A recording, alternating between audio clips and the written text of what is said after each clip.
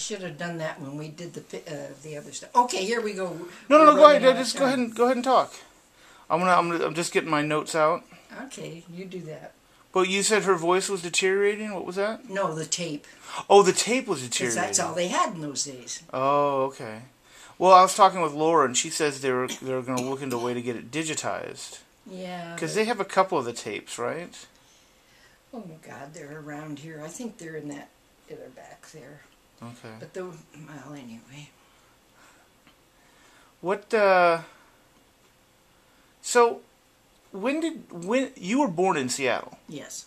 When did Granny Gus get to Seattle? How did that happen? Oh.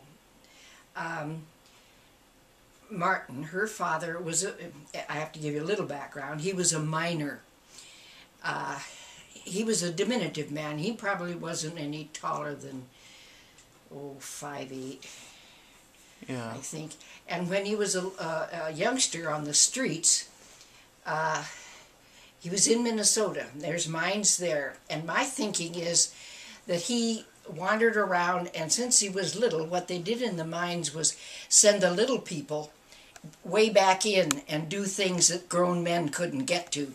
You know, child labor. Who cares? Well, how old was he when he was doing this? Well, he probably was 13 or 14 because Granny says he was on the streets by that time. He ran away from home. So he became a miner in Minnesota. Then he wandered around, is all I can think, as a single man, and ended up in Montana. Copper. Butte, Montana. Okay. Good old Copper. And so there he was doing that. And then he hears about the Klondike, the gold in rush Alaska. In Alaska. So he comes to Seattle. And that's why he's here. In the meantime, he has married Julia. She was a cook in the camps. And why she was there and how she was there, I don't know. She was the youngest of 12. Julia, and German, right down to her toenails. And they had Gussie back in Montana. That's where Gussie was born. So this is Martin and Julia. Julia. Then we don't know where Martin is from? No. Because he was adopted and ran away. He was what? He was adopted, you said? Or he ran away. He ran away. I don't know why he worked for his uncle, but he was on the farm in Minnesota, and his uncle was not too kind, and he ran away. But he was only 12, and Mother says that he did Irish jigs on the streets and collected pennies, and just lived on the streets. He was the original street guy. Performer. I guess you get street performer, I guess. Yeah. So Martin... so he was he someone in our family going back? A friend of mine was looking into our family history, found somebody that was in the Civil War. Yes, Julia's father. Julia's father. Civil War, up in Minnesota. My thinking is he was for the North, because that was certainly North, and he had probably no idea of the South or anything, just there. And he had come from Germany, and I don't know how he got there, and farmed. Everybody went to Minnesota if you were a farmer. Yeah. You landed in New York, Ellis Island, the only place you could land in those days. Right. And there. So. Okay. Okay, so Martin and Julia met in a mining camp, and then they had Augusta. And that's Granny Gus. Yes. And did they have any other kids? Granny was, I forget where they were. In Seattle, because he had come back from the Klondike by that time with a nice little leather satchel or bag full of, guess what? Gold. Now, I don't mean to interrupt, but was he jumped at his claim? Yes. So he went up there, found gold, was jumped by his claim partner. Yes, yes. And then went back and found Well, he stayed there. He wasn't going to come home until he hit it. He was Irish, Right. right down to his toenails. And he got another partner, and don't know who he is.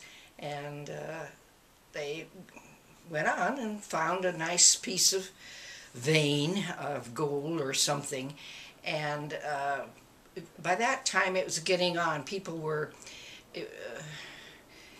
you couldn't get it as much as you'd want by just panning it, and the heavy machinery was beginning to come in. Yeah. And the way I understand it, it was Guggenheim, la-da-dee-da, and made them an offer, and well, they were certainly tired of grubbing it, I can only imagine, and snatched it up. And the first payment, I have the paper in the back of an album. Oh, really? The first payment was $175,000 in those days. Which woo-diddy-woo. And I don't know what the second payment was, because I don't have any record of it, but I got this in print. It was printed in the PI here in Seattle. And that was kind of a big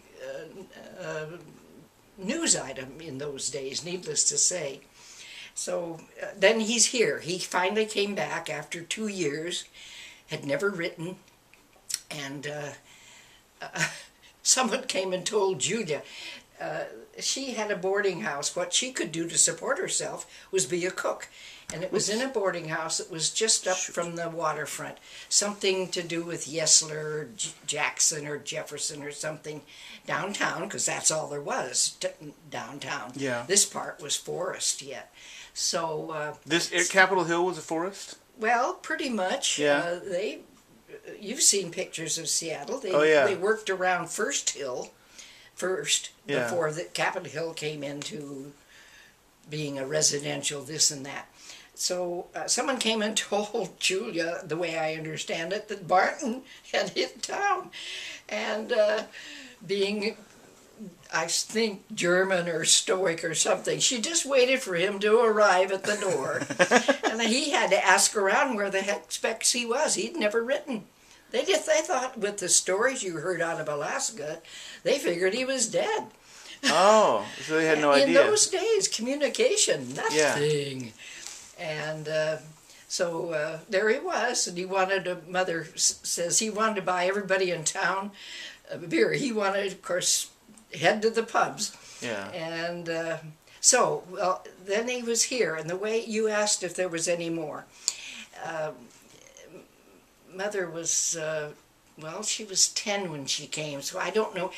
Julia had a miscarriage. Okay. And whether it was back in Montana right after, and I have an idea that's when it was, and Granny was little, and she said there was a big hubbub in the bedrooms, and there were a lot of women around running in and out with pans of hot water, you know, tear up the sheets and all this, and kind of messy.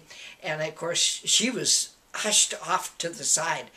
Oh, you can't see any of this, you know, it was all very hush, hush, hush, hush. And she figured, and she must have then learned from her mother down the road that the baby had miscarried, and then there was no more after that. That was it, okay. For what reason, I have no idea. So Gussie then was an only child. Yes, and she got all the goodies from her daddy. And she was 10, 12 years old by the time he was gone for 2 years. She came when she was 10, the way I understand it, to Seattle. And so, yeah, because there's just jewelry all over the place. So her parents were Martin Costello and Julia M. Wergen? Wergen.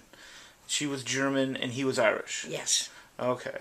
But Granny Gus was born in Montana? Yes. And then they came out, and then...